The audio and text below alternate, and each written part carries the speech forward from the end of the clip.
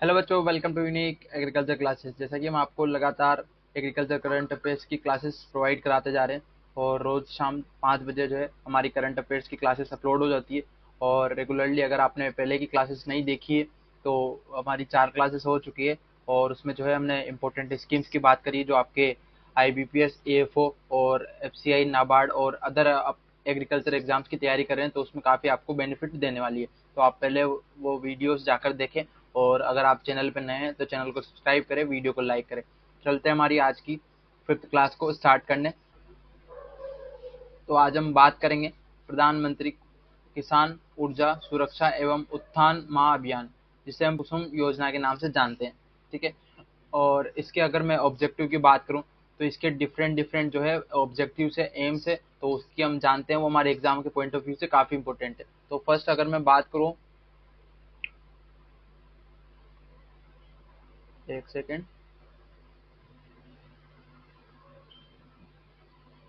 तो फर्स्ट अगर मैं बात करूं, जो हमारी PM कुसुम स्कीम है वो, अगर मैं इसके ऑब्जेक्टिव की बात करूं तो PM कुसुम योजना के तहत जो है हमारे कंपोनेंट बी और कंपोनेंट सी के बीच में जो है क्वांटिटीज का ट्रांसफर होता है और उससे जो है हम हमारी सोलर कैपेसिटी को जो है स्कीम को बिल्ड कर सकते हैं और हमारी जो रिन्यूएबल एनर्जी है उसको बढ़ावा दे सकते हैं। तो हम जानते हैं कंपोनेंट बी और सी क्या है। ठीक है।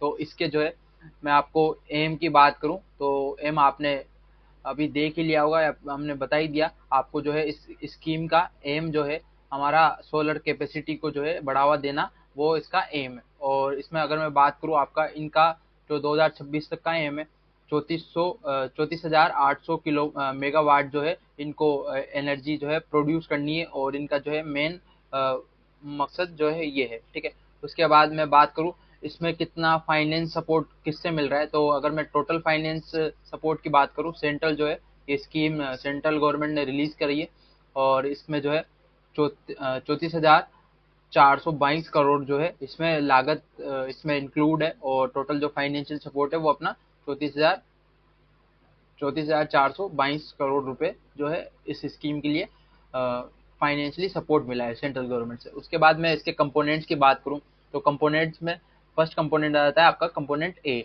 तो कंपोनेंट ए क्या बोलता है, setting up of a 10,000 megawatt of the decentralised ground and stilt mounted gridded connected solar और द अदर रिन्यूएबल एनर्जी। तो अगर मैं आपको बताऊं, जैसे आप फार्मर्स के फील्ड में जाते होंगे तो कहीं देखते होंगे सोलर पैनल्स जो है आपको लगे मिलते होंगे, तो वो PM कुसुम के योजना के तहत ही जो है वो मोस्टली जो आपको लगे हुए दिखेंगे। तो उनका ये एम है कि ऐसे जो है हम प्लांट्स लगाकर हमारा जो सोलर प्लांट है वो लगाकर उससे जो है हम 10,000 मेगावाट एनर्जी जो है जनरेट करें, वो है हमारा component one. Then second component B, तो इसमें जो है 4 lakh stand alone solar agriculture pumps लगाएंगे। जो हमारे एग्रीकल्चर पंप्स होते हैं, एक होता है हमारा इलेक्ट्रिसिटी से चलने वाला, एक होता है हमारा सोलर एग्रीकल्चर पंप्स, और हमारा डीजल वगैरह से हम जो इंजन वगैरह की बात करते हैं उनसे भी जो है हमारा वाटर जो पंपिंग का सिस्टम है वो रन करवाते हैं। ठीक है। तो इनका जो है सोलर बेस्ड जो है एग्रीकल्चर पंप्स लगाएंगे और उससे जो है 14 लाख जो है इंस्टॉलेशन इन्होंने इनका एम है। ठीक है, 2026 तक।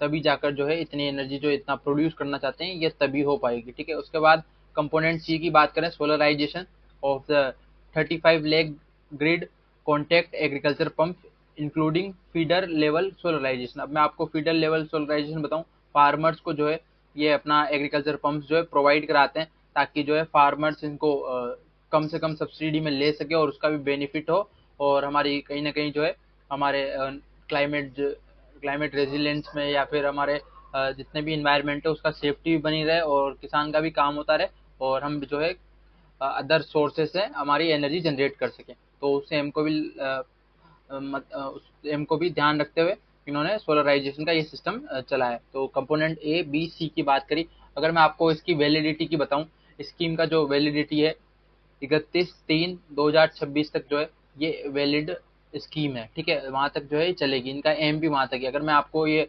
पोस्टर दे करें तो ये PM कुसुम योजना का ही पोस्टर है। ठीक है। तो इसमें जो है आपको टैगलाइंस मिल जाएगी, सौर ऊर्जा अपनाएं और डीजल के खर्चे एवं प्रदूषण से मुक्त पाएं।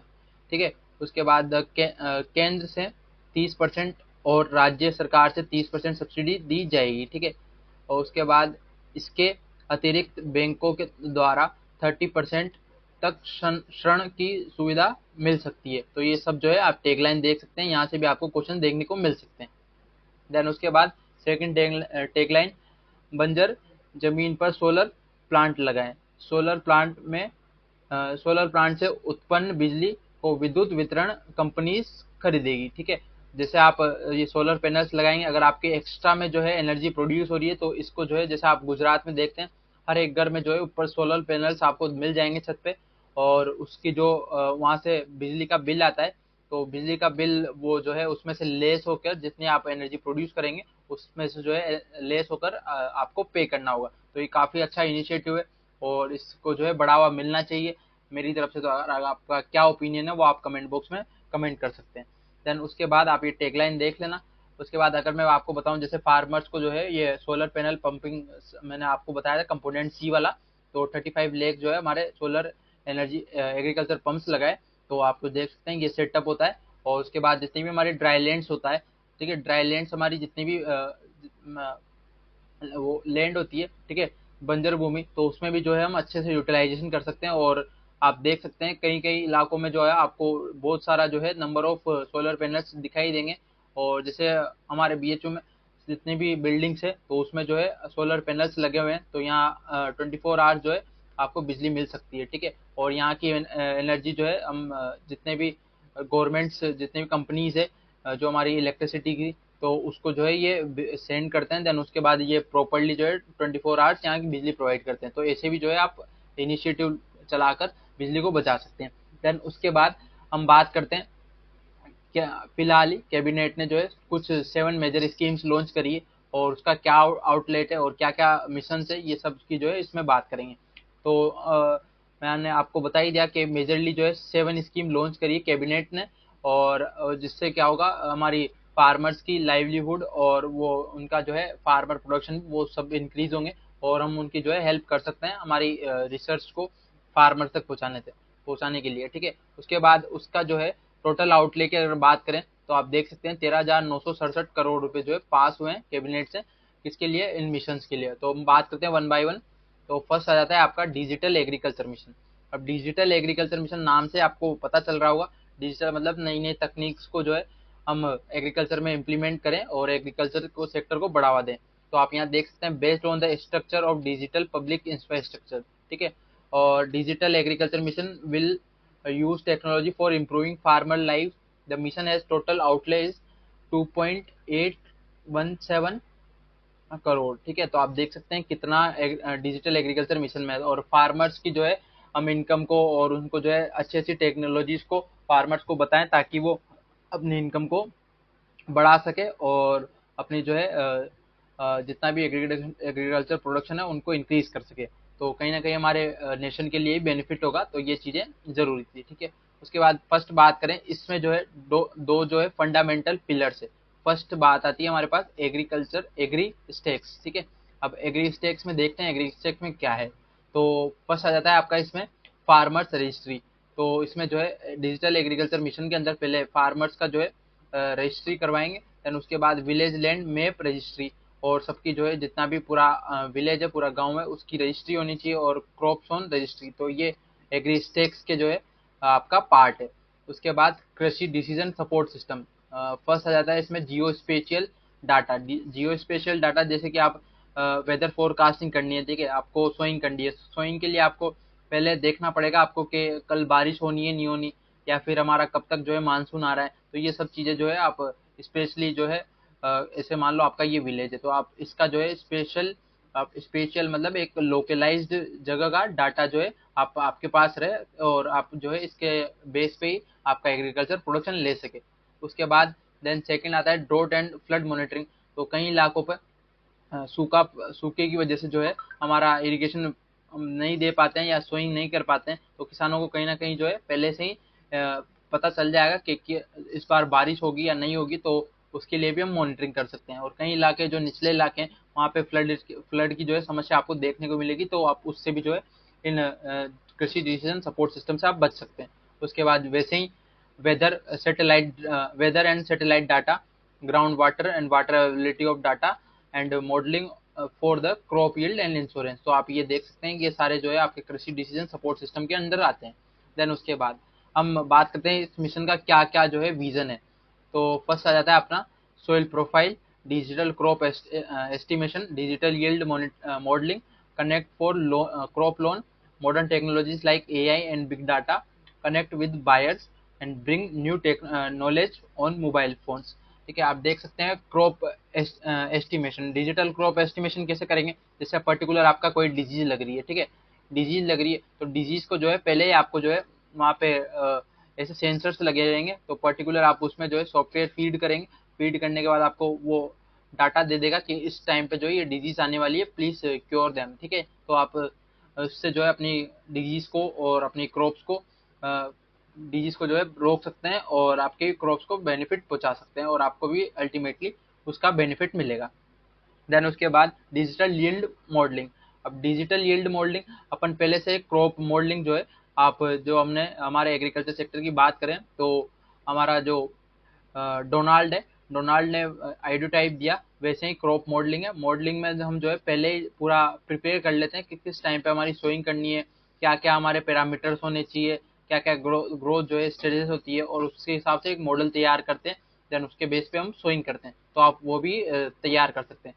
उसके बाद crop loan, connected for crop loans, अलग अलग जितने भी कंपनीज है उनसे क्रॉप लोन्स कौन कौन सी कंपनी जो है प्रोवाइड कराती है, तो ये सब जो है आप वहाँ से कनेक्ट कर सकते हैं। उसके बाद मॉडर्न टेक्नोलॉजीज लाइक एआई, तो आप देखते हैं आर्टिफिशियल इंटेलिजेंस का जो है आज जमाना है और डिफरेंट तरह के जो है एआई सॉफ्टवेयर्स अवेलेबल है मार्केट में और आपके नेट में मिल जाएंगे।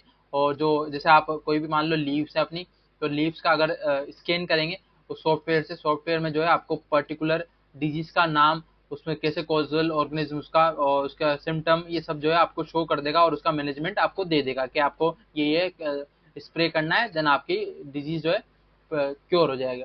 ठीक है, उसके बाद big data and connect with buyers, जितने भी हमारे फार्मर्स होते हैं सबसे ज्यादा उनको जो है ये समस्या देखने को मिलती है, अगर वो प्रोडक्शन भी कर लेते हैं पर उनको सही दाम में जो है अपनी प्रोडक्शन को सेल नहीं कर पाते हैं, तो कहीं ना कहीं वो हमारे प्रोडक्टिविटी या हमारे बोले कॉस्ट बेनिफिट रेशियो जो है उसमें काफी गिरावट आती है। ठीक है, उसके बाद bring new knowledge on mobile phone, उनको जो है जैसे आप एक ऐप लो, कहीं आप एग्रीकल्चर के जो है एप्स देखते होंगे, तो उसमें जो है आपको रेगुलरली नई नई वेराइटीज और जितने भी हमारे आईसीआर नया रिसर्च करते हैं, तो वो जैसे आपको कोई वेराइटी रिलीज हुई तो उसमें जो है आपको नोटिफिकेशन आ जाते हैं और मोबाइल ऐप में से आप देख सकते हैं। ठीक है, और उसके बाद crop science for food and nutritional security. अब क्रॉप साइंस हमारे अल्टीमेटली जो है हमारा क्रॉप प्रोडक्शन ही मेजर जो है एग्रीकल्चर पार्ट है, और उसके बाद उस जो हमारा दिनचर्या ही जो है खाने से स्टार्ट होती है, तो आपके लिए जो है न्यूट्रिशनल सिक्योरिटी तो उसके लिए भी काफ़ी ज़्यादा इम्पोर्टेंट है। और इसमें जो है आपका टोटल आउटले की अगर मैं बात करूँ तो आप देख सकते हैं 3,900 3,979 करोड़ रुपए जो है इसके लिए टोटल आउटले पास हुए हैं। Initiative will be prepare farmer for climate resilience and provide for food security by the 2047। तो आप देख सकते हैं हमारा आज के टाइम पे जो है सबसे ज्यादा कंसर्न जो है क्लाइमेट रेजिलियंस पे, और इससे जो है हमारे काफी इस पे ध्यान देना भी चाहिए क्योंकि दिन ब दिन जो है हमारी day by day pollution increase होता जा रहा है और हम केमिकल्स का जो है फूड कंजप्ट कर रहे हैं, तो हमारी हेल्थ को कहीं ना कहीं वो नुकसान पहुंचाता है। तो इसके लिए काफी रिसर्च, जैसे research and education, plant genetic resources management, genetic improvement for the food and fodder crops, pulse and oilseed crop improvement, improvement of commercial crop, research on insect microbes and pollinators, तो अब ये सब जो है इस mission के under शामिल है।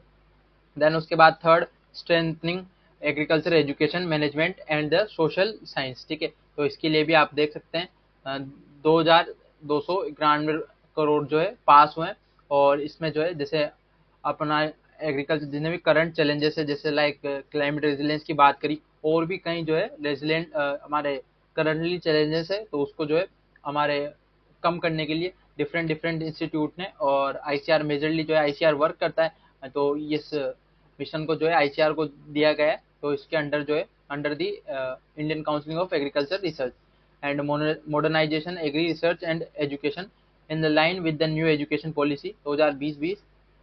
उसके बाद use latest technology, digital, DPI, AI, big data and remote sensing, और include the natural farming and climate resilience. तो ये सब जो है इस टेक्नोलॉजी के, इस जो स्कीम के तहत काम करते हैं, ठीक है। उसके बाद अब हम बात करें sustainable live stock health and production.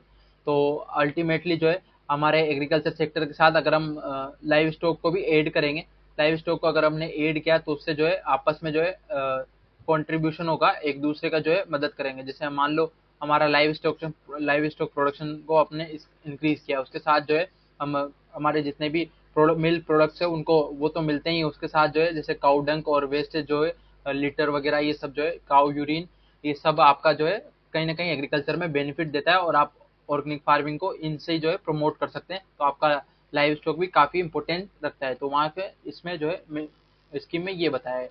उसके बाद सस्टेनेबल डेवलपमेंट ऑफ हॉर्टिकल्चर, आपके हॉर्टिकल्चर सेक्टर को भी आपको डेवलप करना पड़ेगा, क्योंकि हमारे जितने भी विटामिन, मल्टीविटामिन जितने फ्रूट से ही मिलते हैं, ठीक है। तो आपको कहीं ना कहीं वो एम रखता है। तो आप यहाँ देख लेना डाटा, और आप यहाँ से जो है ये पीडीएफ में है ना टेलीग्राम में शेयर कर दूंगा, तो आप वहाँ से जो है डाउनलोड कर सकते हो। और उसके बाद स्ट्रेंथनिंग ऑफ कृषि विज्ञान केंद्र। अब आप कृषि विज्ञान केंद्र का क्या काम होता है, जितने भी हमारी रिसर्च फाइंडिंग्स होती है उसको जो है फार्मर तक कैसे पहुंचाना है, तो वो हमारे एक्सटेंशन एजुकेशन में आता है, और हमारे जो है उसमें हेल्प करता है कृषि विज्ञान केंद्र केवीके, जो हमारा मोस्टली हेल्प करते हैं। देन उसके बाद इसके लिए जो है इतने रुपीज जो है आउटले हुआ है या फिर पास हुए हैं।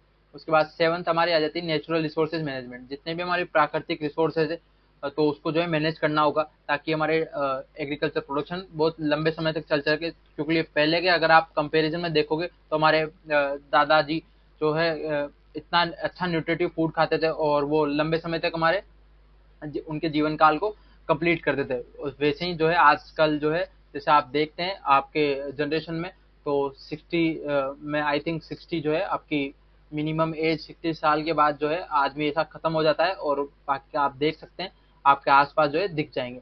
और आज की वीडियो यहाँ तक ही। अगर आपको वीडियो अच्छी लगी हो तो चैनल को सब्सक्राइब करें, वीडियो को लाइक करें। इसी तरह हम जो है नेक्स्ट क्लास लाएंगे। मिलते हैं कल शाम 5 बजे। Thank you.